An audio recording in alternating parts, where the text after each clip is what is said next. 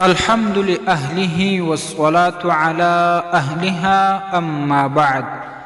معززو یورو پوښتنه کړې ده چې د غلا مال اخیستل څه حکم لري، چې څوک ورباندې خبر وي یا غالب ګمان دا وي چې دا مال د غلا دی. ځکه اکثر د غلا موبایلونه موږ ته راځي، موږ ورباندې خبر یو چې دا موبایل دا ټلیفون د غلا دی، نو د هغه اخیستل څنګه دی؟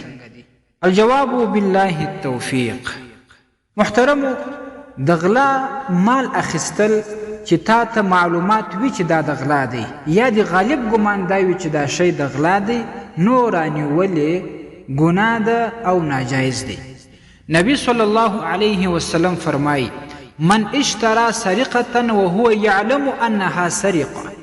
چا که د غلا مال رانیوي او دی په هغه باندې خبر و چې دا د غلا مال دی، کان کمن سرقها فی عارها و اثمها.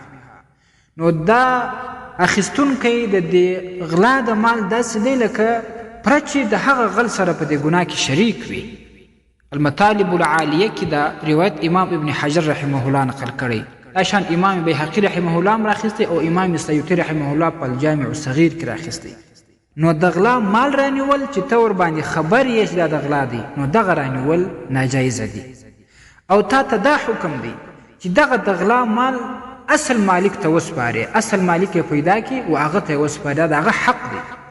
او تا چې کومې پیسې ورباندې ورکړي دي، ته بیا هغه د سارق څخه د هغه غله څخه اخیستلی چې د کوم چا څخه چې تا د دې غلا شی واخیستی.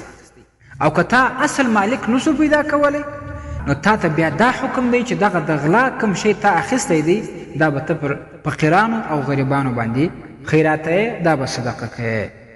الفتاوى الهندیه 5 جلد 349 صفحه، بدایع الصنائع 1 جلد 85 صفحه.